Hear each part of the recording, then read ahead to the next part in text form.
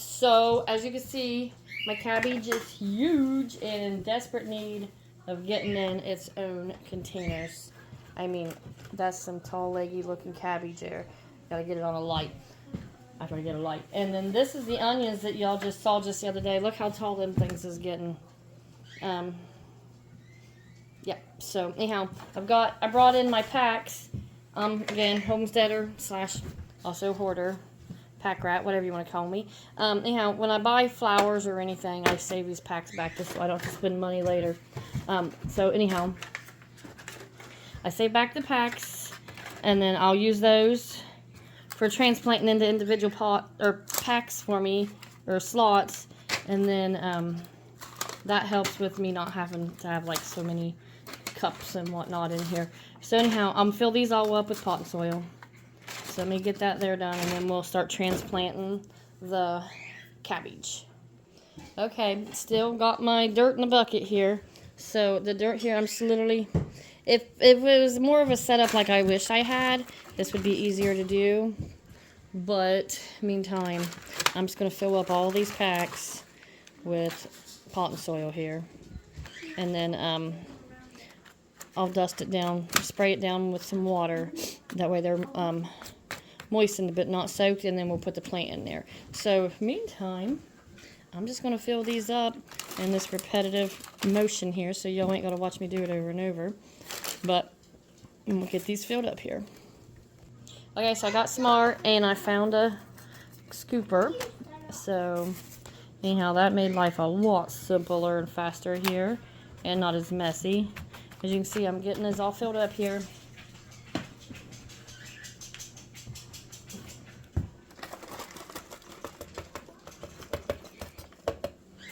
Just bust up any big clumps. Now, I used to work at a greenhouse when I was in high school, and then while I was in college, I worked there. And I used to help transplant a lot of plants. Lots of hours sitting on that bench transplanting.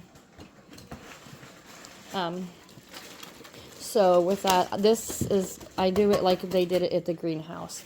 So some people may do it different. But that's how we're going to do it as soon as I get this here done, so.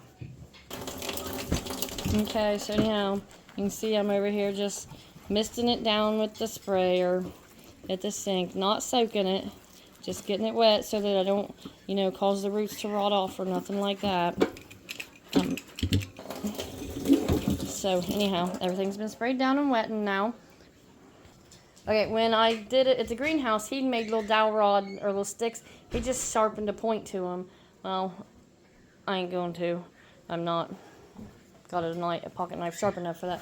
Anyhow, with that, you just literally take a hole and put in your soil here. Just a small hole. You don't want to bend the roots up too terribly much. But each individual pot then will give these plants a chance to grow and be ready to go. Anyhow, you can pre-poke or just do it as you go. And then you're going to take your cabbage here. And you got to be careful not to break them, especially since they're so daggum leggy. I should have done this a couple of days ago. But, you do what you can when you got the time.